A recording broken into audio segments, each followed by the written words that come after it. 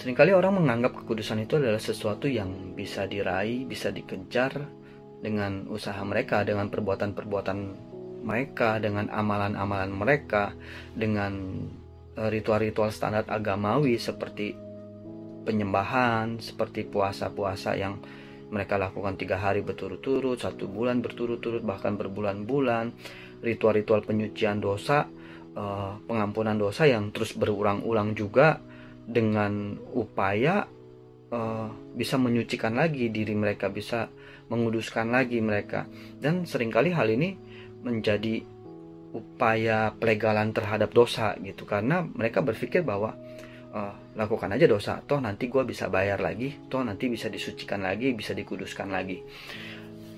Padahal nggak ada satupun manusia yang bisa dengan kekuatannya sendiri, dengan perbuatan-perbuatan itu menjadi kudus gitu. Kalau ada yang bisa, tentu udah nggak perlu lagi Yesus datang. Itulah sebabnya waktu kita terima Tuhan Yesus sebagai Tuhan dan Juru Selamat, kita dikaruniakan Roh Kudus yang tinggal di dalam hati kita. Roh yang kudus itu otomatis akan menguduskan kita, dan dia nggak akan pernah membiarkan ada dosa di dalam kita. Dia nggak akan tinggal diam bersama dosa itu. Dia akan terus bekerja, dia akan terus berkarya.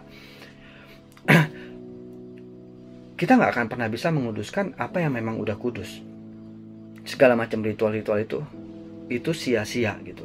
Buat apa kita menguduskan apa yang memang udah kudus? Kekudusan itu in and out, all in from Him, all out for Him.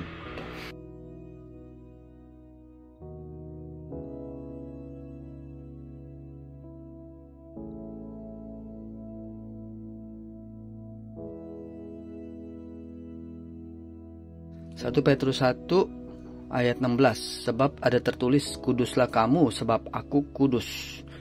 Untuk mengerti ayat ini kita harus baca dari ayat sebelumnya.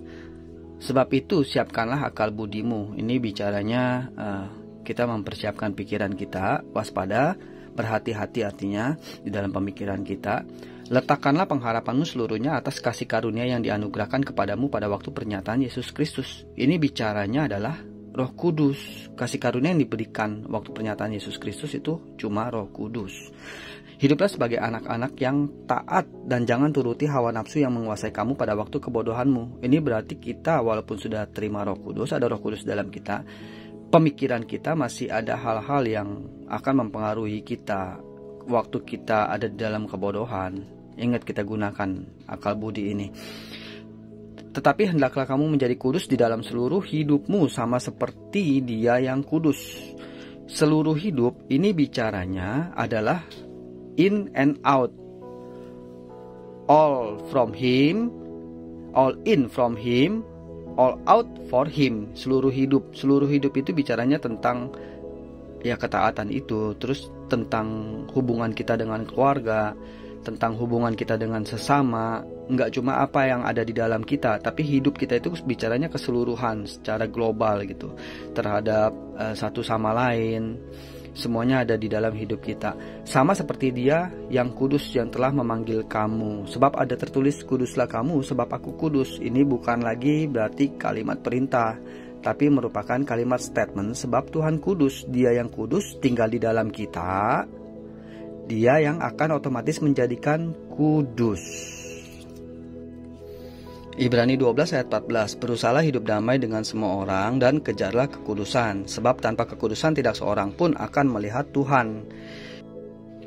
Ketaatan yang di Petrus tadi sebut itu satu paket dengan kejarlah yang di Ibrani. Kejar, ikuti, follow.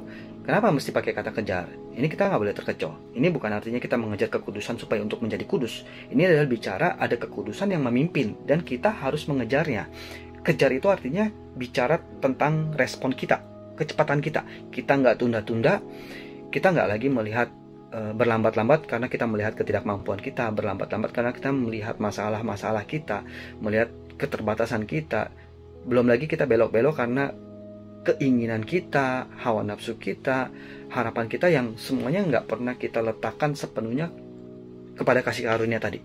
Nah, dari kekudusan yang ada di dalam, Dia pimpin kita kepada kekudusan juga, sehingga sepenuhnya tuh total hidup kita kudus.